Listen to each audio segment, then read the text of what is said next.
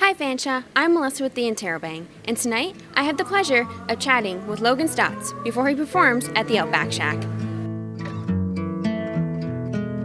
Lightning strikes once in your life. If this is love, I'm rolling the dice.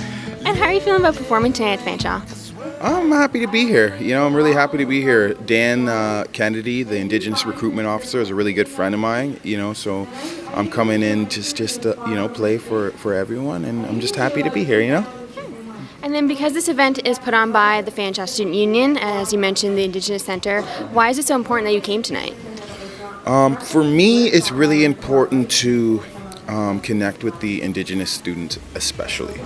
I think winning the show, I've become some sort of a role model for a lot of youth, so I want to do that justice, and I want to take the time to make sure that I connect with as many students and as many youngsters as I can.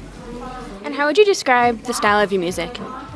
I would describe my music as like an unorthodox folk genre. It's not quite like your contemporary traditional folk, but the stories still really resonate.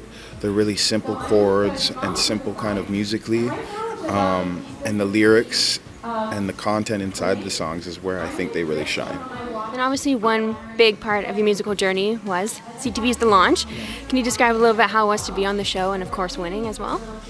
So being on the show for The Launch was probably one of the most challenging things I've ever done as a singer-songwriter and as a musician and as a man, But it was one of those things where I just had this gut feeling, and I decided to jump with both feet in, and I'm really happy I did, because I was able to win my episode, and it truly did change my life and my career.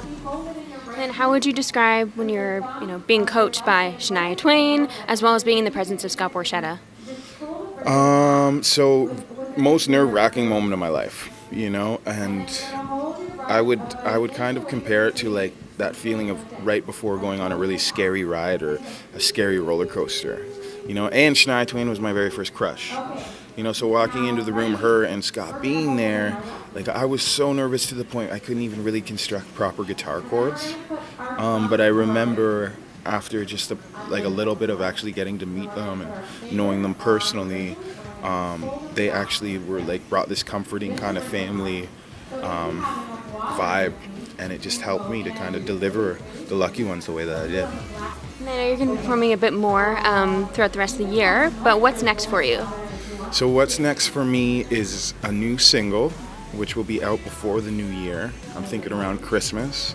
I thought it would be like a good Christmas present to give my fans. And then after that, an EP, which rolls out into an album. And then I'll be touring that album all over the country, all over the world, hopefully. So mainly just new music. And then if fans want to know, where you're playing next or when your music's coming out, where can they find all that information? I think, Instagram is, a lot of people follow me on Instagram. Facebook is really good. I also use Twitter. But all of it's centralized at loganstaats.ca.